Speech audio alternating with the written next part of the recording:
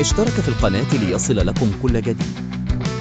في أحد الأيام المشمسة قرر الصغيران سامي وليلى الذهاب في مغامرة مثيرة. اكتشف كهفا غامضا في الغابة مليئا بالكريستالات المضيئة التي تضيء بألوان قوس قزح. دخلوا الكهف بشغف متحمسين لاكتشاف الأسرار التي يخبئها. بدأت الرحلة المثيرة عندما سمع صوتا غريبا قادما من أعماق الكهف. اتبع الصوت حتى وصل إلى غرفة كبيرة أدهشتهما. في وسطها كان هناك بركان ضخم تتدفق منه الحمم البركانية بلون برتقالي وأحمر لامع يضيء المكان بحرارته. لكن المغامرة كانت مليئة بالتحديات. في طريقهما عبر الكهف واجه الصخور المتحركة والدخان الكثيف.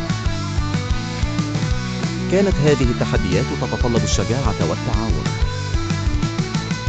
تكاتف سامي وليلى معا، حيث استخدم سامي ذكاءه لإيجاد طريق آمن بينما كانت ليلى توفر الحماية والمساندة.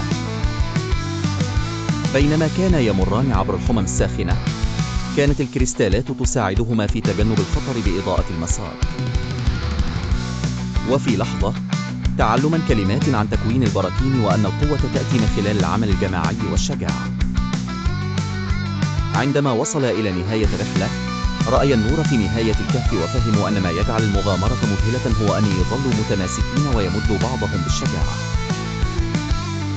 غادر الكهف وهما يشعران بالفخر لتحقيقهما هذه المغامرة بنجاح، وعاد إلى القرية يجلبان معهما قصصا لا تنسى عن شجاعة وصداقة تمتد عبر الزمن.